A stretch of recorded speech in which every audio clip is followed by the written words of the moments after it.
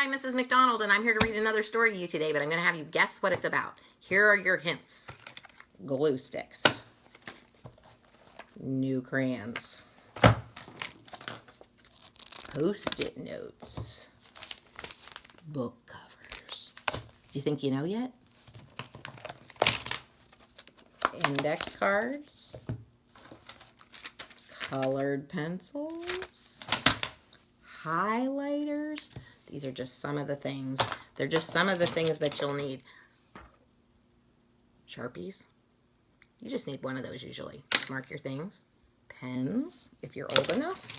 And maybe every grade needs this. Pencils. Don't forget your pencils. Now do you know what it's about? I'm sure you do. It's about back to school. And it's about one of my favorite guys, back to school, Gilbert. Okay? Brand new pencils, brand new books by Diane deGroat. And I heard about this book and they didn't have it in the library, so I asked my librarian and my librarian ordered it for me. I like those librarians. They're very helpful. Very helpful. Don't ever be afraid to ask for help. Okay? Brand new pencils, brand new books by Diane deGroat. And she has a web page, and if you go to her web page, you can find all kinds of things like coloring pages and games and stuff, all to do with Gilbert. Okay? It says, to all the Mrs. Birds out there, especially Ann Shea. She must know a teacher named Ann Shea that she really liked, huh? Okay, so here we go.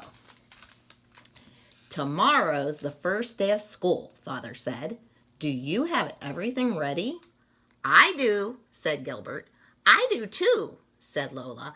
I'm going to school with Gilbert. Gilbert frowned.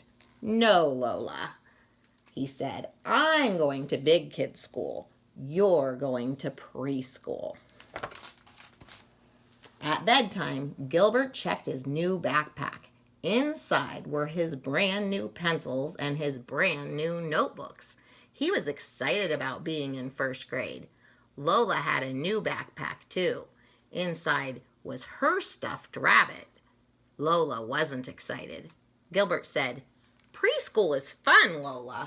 Mrs. Duck is nice. Lola sighed. I'll go, she said, but I won't like it. Do you think she'll like it? I think she will. Let's see what happens. The next morning, Gilbert walked to school with Patty and her mother. I hope Mrs. Bird is nice, Patty said. Gilbert stopped walking and said, Uh-oh, what if she's not? Patty pulled his arm. Then we'd better walk fast. If we're late, maybe she'll send us to the principal. He looks mean, Gilbert said. Let's walk very, very fast. See, here they are. When they got to school, Patty's mother introduced them. The very tall teacher bent down. Hello, Patty. Hello, Gilbert, she said, smiling. Please leave your things in your cubbies, then go sit on the carpet. Patty hugged her mother goodbye. Gilbert wished that his mother was there to hug too. Gilbert found a cubbyhole with his name and his photograph on it. He looked at the photographs on the other cubbies. He didn't know anyone except Patty. Wow, he's going to make a lot of new friends, isn't he? Patty sat down next to a girl named Margaret, and Gilbert sat next to Patty. Patty talked and laughed with Margaret until Mrs. Bird turned the lights off and on. Their kindergarten teacher never turned the lights off and on. Everyone suddenly grew quiet. Good morning and welcome to first grade, Mrs. Bird said. A boy named Philip held up a big fat book and said, I know how to read. Mrs. Bird smiled and said, Thank you for sharing, Philip. This year we will all learn how to read. Now everyone, please take your seats. Gilbert was worried. He couldn't read the kind of book that Philip could. Gilbert took the desk next to Patty's. Suddenly a big kid said, Can't you read? He pointed to the name taped on the front of the desk. It says Lewis. That spells Lewis. Gilbert turned red. He didn't know there were names on the desks. He quickly got up and found a desk that said Gilbert. A boy was already sitting there. The boy turned red and moved to the desk that said Frank. Frank. Mrs. Bird handed out spelling books and reading books and special paper to write on. Gilbert could see that first grade was going to be hard. At snack time, Louis shouted, "Oh boy, chocolate cookies!" Mrs. Bird turned to him and said, "We don't shout in class, Louis. That's a rule in first grade." She wrote on the chalkboard, "Rules. 1. Use your quiet voice." Then she asked, "What are some other rules we should follow?" Patty raised her hand and said, "We should say please and thank you." Mrs. Bird wrote it on the board. Gilbert knew that rule and wished he had said it first. Mrs. Bird listed all the rules they could think of until Gilbert finally added, "You should always sit at the right desk." So here they are. Use your quiet voice, say please and thank you, keep your desk tidy, cover your mouth when you sneeze, do not pick do not pick what? Your nose? Do not push. Okay, so there are the rules. At lunchtime, Mrs. Bird brought her class to the cafeteria. Gilbert had never eaten in the cafeteria with the big kids before. He looked for Patty, but she was already sitting next to Margaret. There was an empty seat next to Louis, but Gilbert didn't want to sit there. He finally sat by himself. He wasn't hungry, but if he didn't eat his lunch, maybe he would get sent to the principal. As he started eating, Mrs. Bird walked toward him. "Oh, here's a seat," she said to the boy named Frank.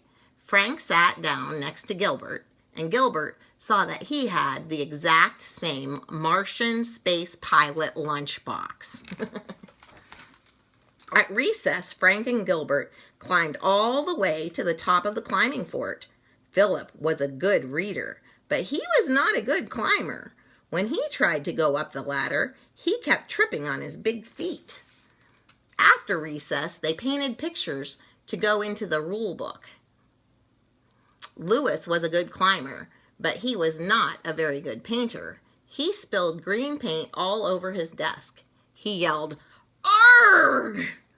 forgetting all about rule number 1, not to shout in class. After they cleaned up, it was quiet time. Gilbert thought that quiet time meant nap time, like in kindergarten, but it really meant that everyone could pick out a book to read alone. Gilbert picked a Frog and Toad book and brought it to the beanbag chair. Everyone was very quiet, especially Louis. He had fallen asleep, reading Good Night Moon. There he is sleeping. When the bell rang at the end of the day, Gilbert wasn't ready to go home. He was still reading Frog and Toad Are Friends when his mother came to pick him up. Philip was helping him with the words he didn't know. "I know how to read," Gilbert announced proudly.